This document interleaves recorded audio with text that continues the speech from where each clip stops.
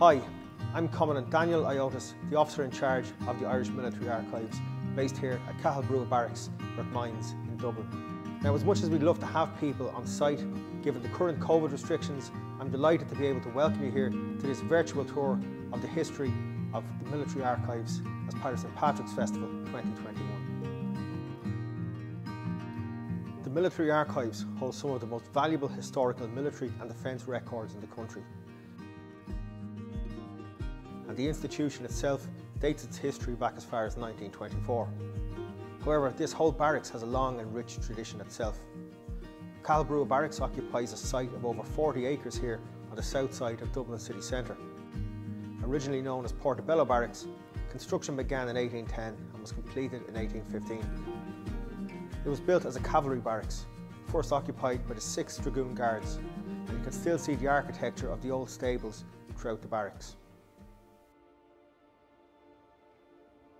During the 1916 Easter Rising, Portobello Barracks played a central role in the garrisoning of troops within the city that were deployed to quell the rising. Troops from this barracks were involved in heavy fighting at Jacob's Biscuit Factory, which was under the command of Tomás MacDonagh and is now the site of the National Archives of Ireland. They were also deployed to the South Dublin Union, now the site of St James's Hospital, where Cathal Brugha, after whom the barracks would later be renamed, was second in command of the 4th Battalion of the Irish Volunteers. During the Rising, the barracks was also the scene of the infamous murders of Francis Sheehy Skeffington, Thomas Dixon and Patrick McIntyre. Sheehy Skeffington was a well-known writer, activist, pacifist and something of an eccentric. While attempting to discourage and prevent looting during the chaos of Easter week 1916, Sheehy Skeffington had been arrested by the army and detained in the barracks.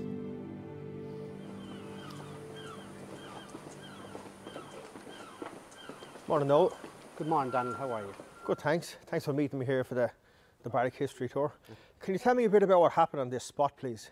On the 26th of April 1916, 3 men, Francis Sheehy Skeffington, the pacifist, Thomas Dixon and Patrick McIntyre, were brought to this exact location and they were murdered in cold blood by Captain Bone Colthurst. So we had to go back to the witness statements and dig out exactly where it was and what happened. And what we found out from that, by dissecting the whole lot, was that the 3 men were brought from the guard room. They were brought to a quiet place around the back here, around the barracks, and they were told, have a cigarette, stand by the tree, have a cigarette. It must have been probably a damp day. They stood under the tree, and as soon as they did, the men off the guard came out, shot the 3 men in cold blood, and as soon as they were down, they shot them again to make sure that they were finished off, and then they buried them here in a shallow grave. And this is where they stayed for a couple of months until the British Army went to the parents of the 3 men, and they said that they would pay for the funerals and pay to get them buried. And that's exactly where it was, in this location here. We also were able to go to the wall, because when they shot them at the wall, beside the tree, the bricks were taken out of the wall to disguise exactly what they'd done. So as you see in the wall there, you can see where the bricks were replaced, and also there is 1 bullet that remained in the wall because the bullet went through the tree, lodged in the wall. So we were able to take that bullet out of the wall and we were able to send it and get it ballistically checked, and it came out of a .44 Magnum, which would have been held by one of the men. So from what you're saying, it sounds like it was a very cold-blooded and calculated and premeditated murder. That's exactly what it was. He took the men from the guard room. He was ordered that morning by the battalion commander to let the men go. He didn't want to let them go. So he brought them out to this quiet location to make sure they were going nowhere. Their wives and their family were at the main gate waiting for them. The reason why he took them to this location was to get away from the main gate, because that's where the guard room was. And that's why he brought them down here, that it was much more quiet and he could do the deed. And that's what he done. So how did the crime come to light in the end? The crime came to light because there was a Commandant Francis Fane out of the British Army. He had heard what had happened. He had heard that they were buried in this location. He went up to the battalion commander. Also, Hannah Sheehy Skeffington, who was very political at the time, she went and she complained as well. She wasn't getting much joy here, but she went over to the High Commission in London. When she started complaining there, they listened to her and they said they'd bring it to court. And that's what they done. They brought it to court-martial, where he was found guilty of murdering the 3 men. Bone Colthurst pleaded insanity, and that's what he got. So he went to Broadmoor for the criminally insane. They said he done 18 months. Some people say he done a lot less. And after that then, when he got out, he went over to Canada and he lived very well over in Canada. Well, thanks very much for giving us the benefit of your historical insight into that incident, Noel. I think we'll head up to our next site now.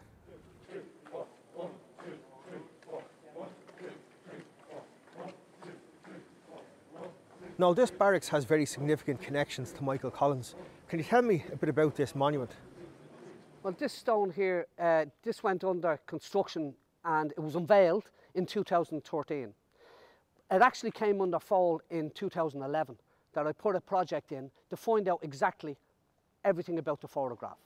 And I went so much into it, and then when it came down, 2 years it took, when it came down to it, we were able to say we know everything about the picture.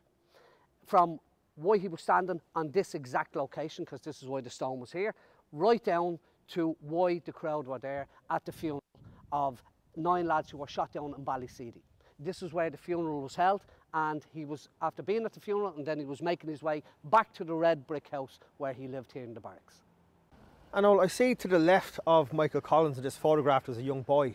I think there's a bit of a story behind him. Can you tell me who he is and a bit about him? Yeah, the young lad is the one who makes this story a romantic story. And what came over and what happened to him, because he came in here at age 14 and he left a few years later. The army looked after him so well. Michael Collins actually left money for him when he died, for him to be educated. He was taken down to Curry, he was educated down there, and when he came back here, the army looked after him. They got him a job in the post office down here in Rathmines, where he worked till 65. Like, so everything about the young lad brought a good thing out of the death of Michael Collins and everything that surrounded this picture. And so, Noel, how did the young boy end up in the barracks in the first place? Well, the young lad, his name is Alphonsus Colton. He ran away from home. His mum and dad moved from Wexford over to Liverpool. But he only realised when he got over there that things weren't good at all. So he jumped on a ship, came back over to Wexford, and then he tumbed the lift up to New Ross. He ended up in the middle of a firefight, the anti-treaty against the treaty. The military lads grabbed him, they put him aside, they said, don't worry, when they run out of bullets, they'll go away. Just stay here with us and everything will be grand. Half an hour later or so, they were gone. They said, where are you going? He says, I've nowhere, I've no family, I've no food, I've nothing. They put him under the truck, they brought him back here to Portobello Barracks, which was named back then. He got off the truck and they brought him in to see General Collins. And when he saw him, General Collins said, what are you doing here? He told him the story about having nothing at all. He said, I'm going to give you a uniform and I'm going to give you 3 square meals a day. What age are you? He says, I'm 14. Although he only looks 9 years of age, when they tried to put him into a uniform, there's no uniform that fit him. But they did start the Army No. 1 band, which they used to take kids out of the orphanages aged from 9 years of age. They had to put him into a uniform, so they put him into a bandsman uniform. And that's why he's standing here with the kilt on, with a beautiful smile on his face. But he was in grey hands, General Michael Collins. On the 17th of May in 1922, this is when we took over the barracks. It was the first time that General Collins moved into the barracks. His house is located where he lived here in the barracks. His office is here where he lived in the barracks. Everywhere he went in the barracks, people wanted to be part of him. They wanted to know where he is, what is he doing, what's happening. And even to this day, people want to know. People join the army thinking, I want to be part of Michael Collins' army. And still to this day, this is happening. This here, behind me, this is the privates' mess here in the barracks. This is now called the Michael Collins Club. There's so many people who want to be part of this. They want to be members. And it's all because of the great man that he was. Noel, it's a very enjoyable barrack tour. You're a great tour guide, so thanks very much. Much appreciated.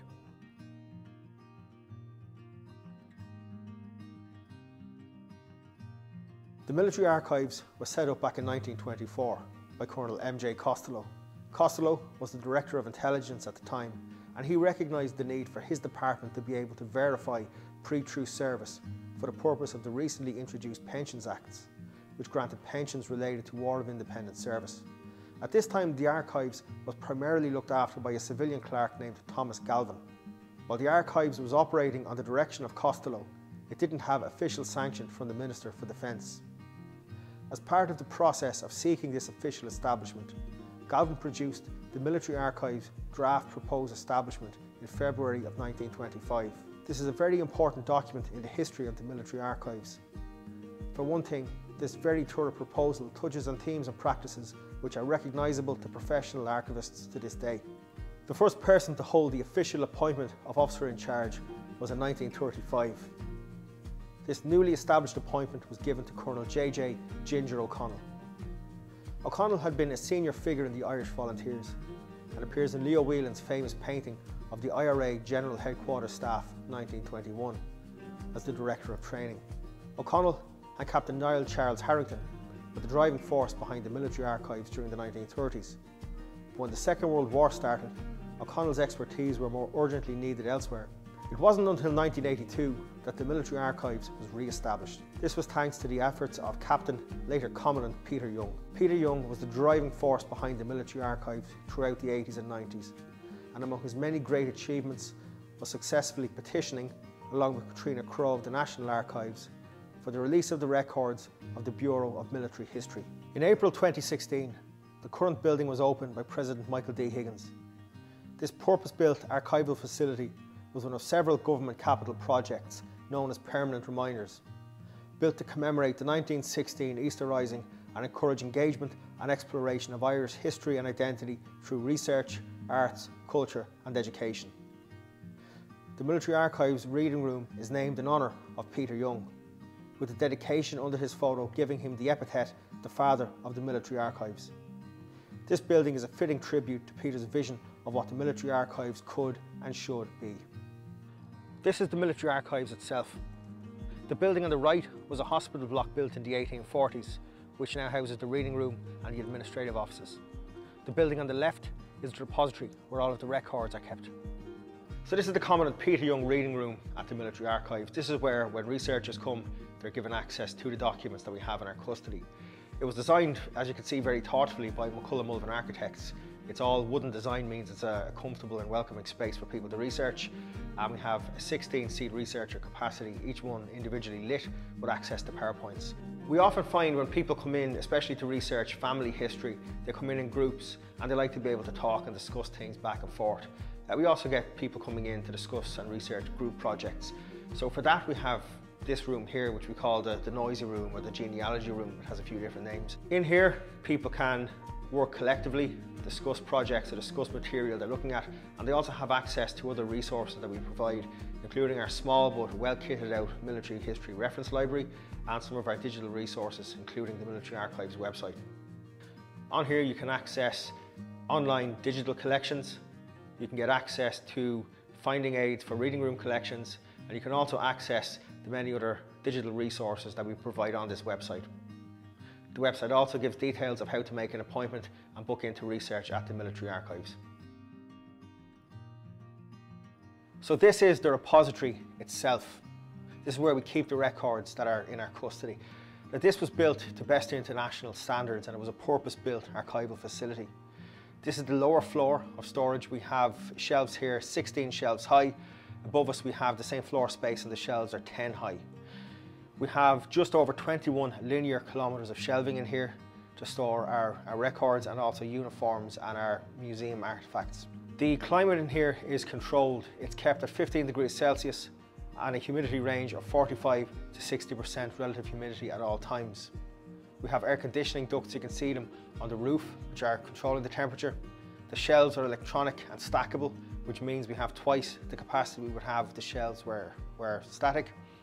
In the floor, you can see we have drainage built in, so because this repository area is subterranean, in the event of a flood or even more unlikely event of the fire brigade having to come and use water, we can get water out as quickly as possible. However, on the matter of fire, we have a gas fire suppressant system. So around the repository you'll find cylinders, red cylinders containing FM200 gas, and in the event of a fire being detected, this gas will fill the cubic capacity of the archive. This means that the fire brigade don't have to come and use water to extinguish a fire, which will be extremely detrimental to the valuable documents in our custody. My name is Noelle Grothier. I'm one of the civilian archivists working with the military archives based here in Calibre Barracks in Rathmines. I work primarily with some of the social history relating to the Defence Forces, so we have private collections handed in by veterans and their families, and oral histories that we've recorded with people who've served with the Defence Forces at various times. We've been looking through some of our private collections to see what material we have that relates to St. Patrick's Day across the different collections that have come in over the years. So we have some pieces here that we're just going to talk our way through. So the first item we're looking at today is a photograph of the 4th Battalion of the Royal Dublin Fusiliers. They were stationed here in Dublin in 1916. And this is not the kind of material that we would typically collect in military archives collections. The main reason we have it is because his family handed the material in back in the 1990s. He was a young Irishman from Kilscoran in Wexford, and when the First World War broke out, he joined the Royal Dublin Fusiliers, and he happened to be stationed in Templemore when the Easter Rising broke out. So he kept a handwritten diary of his experiences during the week of the Easter Rising, which stayed with him for the rest of his life. After he passed away, his widow deposited the diary and some other material with the military archives. The photograph is taken on St. Patrick's Day in 1916, and you can see some of the young Irish officers there's actually little shamrock in their cap badges. These men all identify as Irish men. They're Irish officers in one of the Irish regiments of the British Army. So this is March 1916, and then by the following month in April, they're involved in the Easter Rising. So this is the diary kept by one of the second lieutenants who's in the photograph of the Royal Dublin Fusiliers. So they're stationed in Templemore, and when the Rising breaks out on the 24th of April, they're sitting down. They hear rumours of troubles in Dublin, and they're having a general discussion. There's a line here at the start of the book of the diary where he says that they have a general discussion as to how men will behave if ordered to fire on fellow countrymen. So there was concern in the unit of how this was going to affect the soldiers under their command. There's also an interesting entry for the following day on the Tuesday. He was saying that they didn't have a morning parade that morning because they were having a later church parade. There was supposed to be a mass or a church service the following morning for Irishmen who had died at Suvla Bay the previous August 1915 during the operation there. So there was a sense of things carrying on as normal. They weren't really sure what was happening. They were waking up that morning with the expectation of going to a church parade for fallen Irishmen. And instead they get put on a train and they get sent to Kingsbridge Station, which is now Houston Station. So they arrive in Dublin and they get sent to Broadstone Station, where they're responsible for trying to clear the station and taking it back from what they describe as rebels. And then he spends the week around Broadstone Station and the North Circular Road area, and he describes what he sees, what patrols he's doing, and how the kind of fighting kind of slowly quietens down over the course of the week. There is an entry towards the end of the week where he speaks about they've been advised that Jacob's Factory is going to be fired on, so they're all looking towards Jacob's Factory, waiting for a bombardment to start, and instead the flag comes down and they hear word that there's been a surrender and the fighting is over. So he talks about what he does on the following night then, just the routine patrols around Broadstone Station, and the entries end by when he says that the 4th Royal Dublin Fusiliers are being sent to Mullingar, and that's the end of their service in Dublin during the Rising. So 2018 marked the 40th anniversary of Irish military service in Lebanon with the UNIFIL mission, which is the United Nations Interim Force in Lebanon. So in mid-1978, a first unit went overseas. It was the 43rd Infantry Battalion. They were there for the middle of the year. So the first unit to actually be overseas on St. Patrick's Day in Lebanon was the 44th Infantry Battalion. So that was in March 1979, the 44th Infantry Battalion. They have a menu here for St. Patrick's Day. You can see a full list of everything that was going to be available on that day with the Irish Céad Míle Fáilte written across the bottom of it. So what's interesting about this item, which comes from a private collection from a retired NCO who had served there, is that in 2018, to mark the 40th anniversary of the Irish mission, we did some interviews with Irish soldiers and personnel in Lebanon who had been involved since the beginning of the mission. And we did an interview with a gentleman called Fouaz, who worked as an interpreter with UNIFIL for several years before retiring in 2011. And he recalled that in 1979, in the village of Tidnin, where he lived, when St. Patrick's Day came about, it was such a momentous occasion locally that the local school in Tidnin was closed, and they were all invited to serve, to join the Irish battalion for St Patrick's Day celebrations with the Irish units. Interestingly, after the dinner, you find that the attendees all sign their names. So there's a few names here that will be familiar in Irish military circles. We've got Commandant Noel Bergen, later Chief of Staff of the Defence Forces. You've got Major General Vincent Savino, known as Vinnie Savino, heavily involved in the Irish United Nations Veterans Association, known as IUMVA. You've got Fawaz, who I mentioned spoke about attending the 1979 St Patrick's Day celebrations with the Irish Battalion for their first St Patrick's Day in Lebanon. And just as an interesting aside as well, you can see there's other units that they served with in Lebanon. There's a signature there from a member of the Finbat, which would have been the Finnish battalion serving in the area at the time. As well as state records, the Military Archives also has over 1,000 privately donated collections. One of the most significant and extensive of these is the Brother Allen collection. Now, this was donated by the Christian Brothers of O'Connell Schools, Richmond Road, in 2016. Brother Allen had collected these items throughout the course of his career. He was a well-known historian, and he ran a school museum and library. The reason Brother Allen had this historical interest, and there was that connection with O'Connell Schools, is that well over 100 men and boys who had been students or were past students of O'Connell's fought in the 1916 Easter Rising. So it's certainly a school that had Republican credentials. And just to give you an idea of some of the material in this broad collection, I've selected a few items. And these items here, which were recently on loan to the National Museum of Ireland as part of the Proclaiming a Republic exhibition, are an example of two of them. This hurley here was owned and used by Michael Collins when he lived in London. And this hurley here was made by Sean McDermott, who was a 1916 proclamation signatory and leader. While the Brother Allen collection contains a lot of very important and significant historical documents, probably one of the most significant, and definitely the one that gets the most interest, is this, and it is an original 1916 proclamation that we're very lucky to have in our custody. Fortunately, like many of the items in the Brother Allen collection, this came with a note of provenance. It records that this proclamation was handed to Mrs. Molly O'Mahony on Easter Monday night, 1916.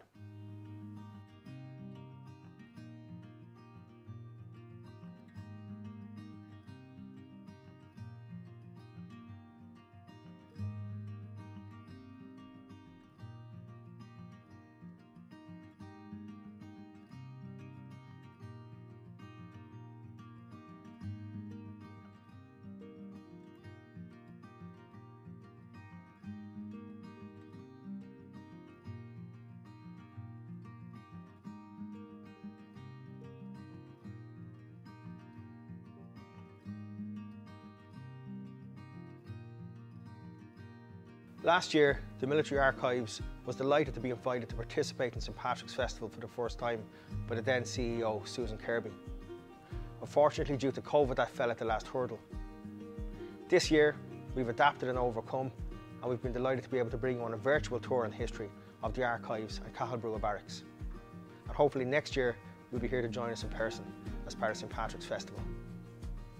This tour has just given you a small sample of the vast array of material that we have here at the Military Archives. For more information, please see our website, militaryarchives.ie. Follow us on Twitter for updates at DF Archives, and we look forward to seeing you in the reading room in the near future. Thanks for joining us, and have a great St Patrick's Festival.